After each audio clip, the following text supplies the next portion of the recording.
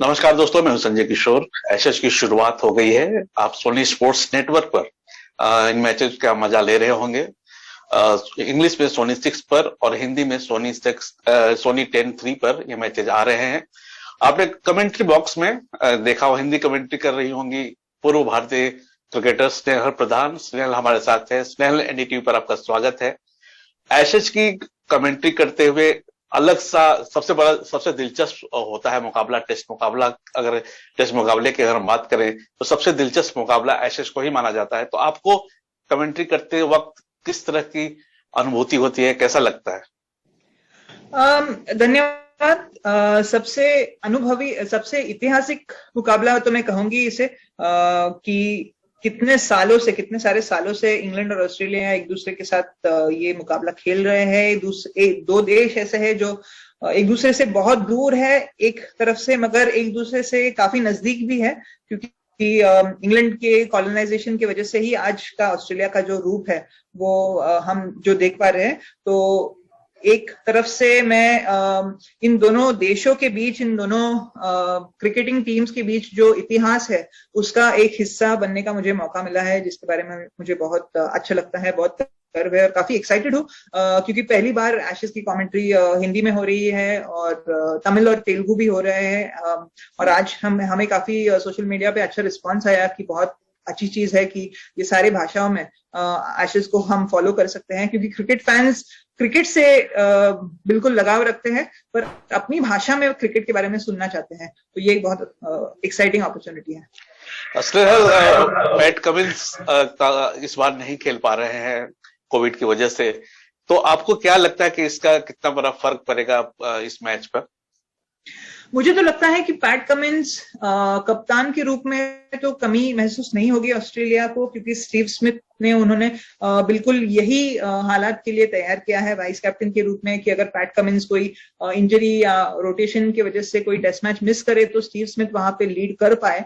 Covid की वजह से मिस करेंगे ऐसे शायद किसी ने सोचा नहीं होगा, पर दूसरे ही टेस्ट मैच में ऐसा हुआ और स्टीव स्मिथ वहां पे तैयार है। स्टीव स्मिथ ने अच्छी शुरुआत की है, तो मुझे कैप्टन के रूप में कमी महसूस नहीं होगी, मगर बॉलर की रूप में जरूर कमी महसूस होगी। देखना पड़ेगा कि जाय रिचर्डसन और माइकल नीसर कैसे प्रदर्शन करते हैं, मगर पैट कमिंस तो एक ऐसा खिलाड़ी है जिसे आप रिप्लेस नहीं कर सकते हो, तो उस मामले में वहां पे तो जरूर कमी महसूस होगी।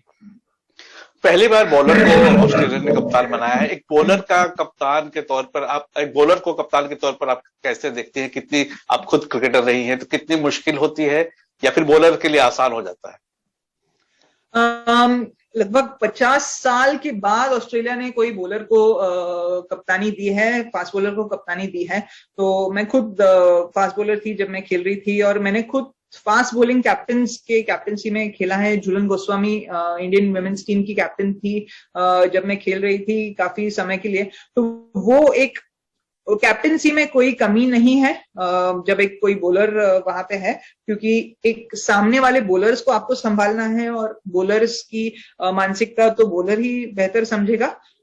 ये जरूर मैं मानती हूँ कि आजकल बहुत महत्वपूर्ण है ऐसे हालात में एक अच्छा वाइस कैप्टन होना, क्योंकि जब आप एज अ फास्ट बॉलर एक लंबे स्पेल डाल रहे हो, 6-7 ओवर का स्पेल लगातार डाल रहे हो, तो बीच में आप रिकवरी पे फोकस करना चाहोगे। आप ये नहीं सोचोगे कि फील्ड प्लेसमेंट कहाँ होनी चाहिए। अच्छा वाइस कैप्टन हो जिसके पास आप वो जिम्मेदारी दे सकते हो, तो ये काम थोड़ा आसान हो जाता है।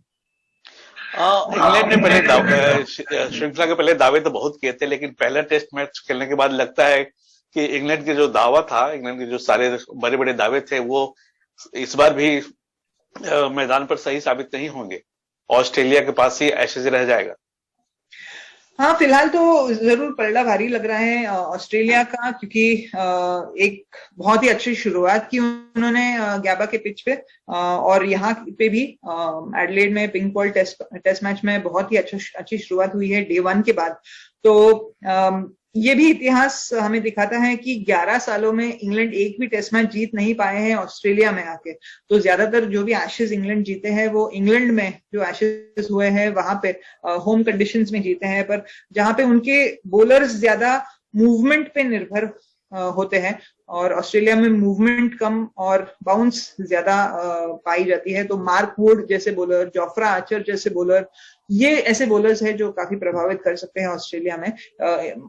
जोफ्रा आर्चर की बहुत कमी महसूस हो रही है इंग्लैंड को, तो पलड़ा जरूर भारी है ऑस्ट्रेलिया का। आपने हालात की बात की, इंग्लैंड के हालात की बात की, ऑस्ट्रेलिया के हालात की बात की, लेकिन पिंक बॉल टेस्ट में जो हालात होते हैं उसमें जो चुनौतियां होती हैं वो किस तरह से अलग होती हैं?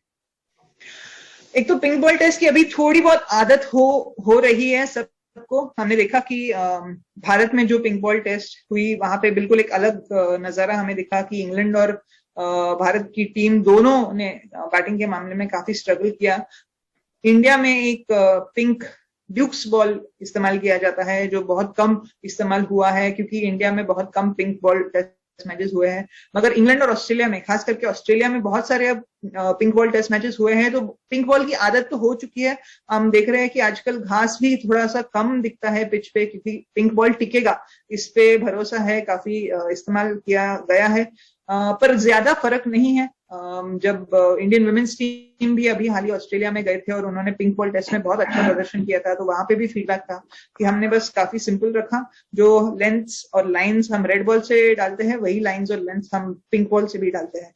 तो ज्यादा फर्क नहीं है, हल्का सा फर्क आता है, थोड़ा सा शुरुआत में ज्यादा स्विंग होता है पर बाद में काफी साम्य है पिंक और रेड बॉल में। एक आखिरी सवाल पूछना चाहूंगा। डेविड वार्नर को रिटर्न ऑफ कर दिया गया था आईपीएल में और कई बार उन्हें ड्रॉप भी किया गया था, लगता था कि उनका करियर खत्म हो गया, लेकिन T20 वर्ल्ड कप में उन्होंने वापसी की और दिखलाया कि उसमें उनमें कितना दमखम है।